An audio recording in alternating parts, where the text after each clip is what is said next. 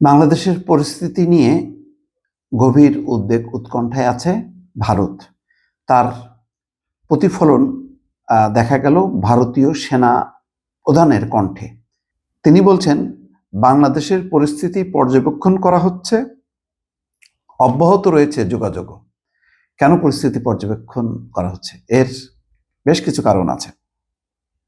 কারণ আন্তর্জাতিক কূটনীতিক নিরাপত্তা নিয়ে নানামুখী খেলাধুলা চলছে। বাংলাদেশ এখনো পার্ট হয়নি, কিন্তু বাংলাদেশ সিদ্ধান্ত নিচ্ছে বা নিতে যাচ্ছে এমন একটা অবস্থার মধ্যে আছে।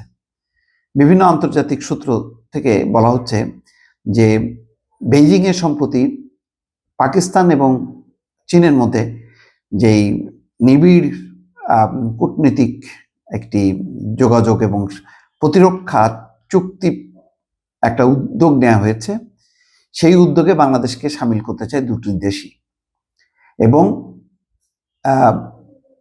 পাকিস্তানের পররাষ্ট্রমন্ত্রী বেইজিং থেকে কথাও বলেছেন বাংলাদেশের পররাষ্ট্র উপদেষ্টা তৌহিদ হোসেনের সঙ্গে। সেখানে এই চীন এবং পাকিস্তানের যেই বাংলাদেশকে নিয়ে চিন্তাভাবনা, নিরাপত্তা কার্যক্রমের সঙ্গে যুক্ত করা, সেটার মানে আগ্রহ প্রকাশ করেছে। বাংলাদেশ কি বলেছে সেটি এখনো গণমাধ্যমে আসেনি। অন্যদিকে অতি সম্প্রতি আরেকটি খবর হচ্ছে, তুরস্ক, সৌদি আরব এবং পাকিস্তানের সামরিক জোটে বাংলাদেশকে তারা নিতে চায়। বাংলাদেশ আগ্রহী অথবা তারা আগ্রহী বাংলাদেশকে অন্তর্ভুক্ত করতে চায়। তো এই জোটটা আবার চীনের সাথে সম্পর্কিত। তো সব মিলায় চীন, তুরস্ক, সৌদি আরব, পাকিস্তানের এই জোটটা, এটা যথেষ্ট পরিমাণ এই অঞ্চলের জন্য পাকিস্তান ভারতের জন্য একটা হুমকি হিসেবে ভারত বিবেচনা করছে।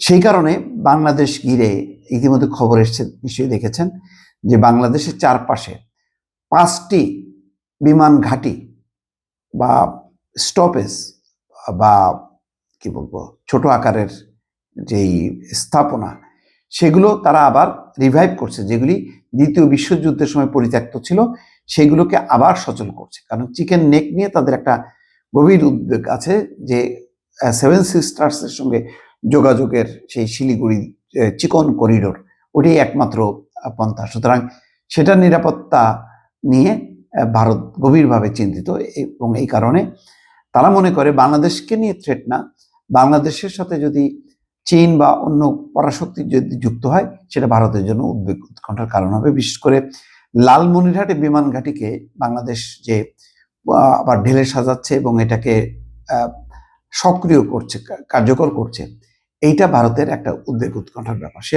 মিলায় এই নিরাপত্তা ইস্যু নিয়ে গভীরভাবে চিন্তিত ভারত। তাদের উদ্বেগ উৎকণ্ঠা ইতিমধ্যে বিভিন্ন গণমাধ্যমে প্রকাশ পেয়েছে।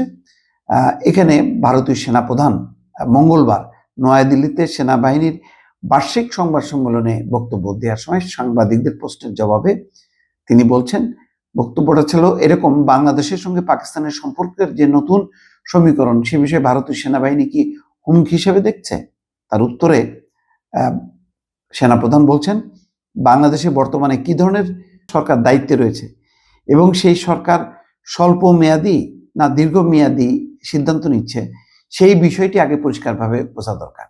এই সরকার কি যদি দীর্ঘমেয়াদে থাকে তাহলে এক ব্যাপার, আর যদি স্বল্প মেয়াদে নির্বাচন করে চলে যায় তাহলে রাজনৈতিক সরকারের সাথে বোঝাপড়া করবে। এটাই হচ্ছে ইঙ্গিত। তো ভারতীয় সংবাদ সংস্থা ANI এর খবরে এই তথ্য দিয়েছে। যদি বাংলাদেশে একটি অন্তর্বর্তী সরকার দায়িত্বে থাকে, তাহলে দেখতে হবে তারা পরবর্তী 4-5 মাসের জন্য কি সিদ্ধান্ত নিচ্ছে, নাকি 4-5 বছরের জন্য। এই প্রেক্ষাপটেই ভারতের প্রতিক্রিয়া প্রয়োজন কিনা তা মূল্যায়ন করা হবে। তিনি স্পষ্ট করে বলেন, পরিস্থিতি বুঝে বিচার বিশ্লেষণ করাই এই মুহূর্তে ভারতের মূল লক্ষ্য। তিনি বলছেন, বর্তমানে ভারতের স্থল, নৌ এবং বিমান 3 বাহিনীর সঙ্গেই বাংলাদেশের যোগাযোগ চ্যানেল পুরোপুরি খোলা রয়েছে। বিশেষ করে ভারতীয় সেনাবাহিনীর পক্ষ থেকে একাধিক যোগাযোগ মাধ্যম সক্রিয় আছে এবং তিনি নিজে নিয়মিতভাবে বাংলাদেশের সেনাপ্রধানের সাথে যোগাযোগ রাখছেন। একইভাবে অন্যান্য সামরিক চ্যানেল দিয়েও যোগাযোগ অব্যাহত রয়েছে। সম্প্রতি ভারতের একটি প্রতিনিধি দল বাংলাদেশে পাঠিয়েছিল বলেও তিনি জানান। ওই প্রতিনিধিরা মাঠ পর্যায়ে সবার সঙ্গে সাক্ষাৎ করেছেন বিমান বাহিনী, নৌবাহিনী, তাদের সঙ্গেও কথা বলেছেন। এসব যোগাযোগের মূল উদ্দেশ্য হলো ভুল বোঝাবুঝি বা বিভ্রান্তি দূর করা।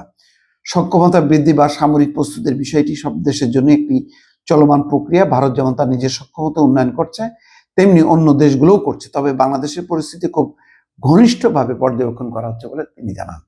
এইসব বক্তব্যের মধ্য দিয়ে বোঝা যাচ্ছে তারা যেমন তাদের যোগাযোগটা আছে, তেমনি আবার তারা সন্দেহের বাইরে রাখছে না বাংলাদেশের সাম্প্রতিক নানা উদ্যোগ। সেই ব্যাপারে তাদের পর্যবেক্ষণ আছে। দর্শক ভালো থাকবেন। আল্লাহ হাফেজ।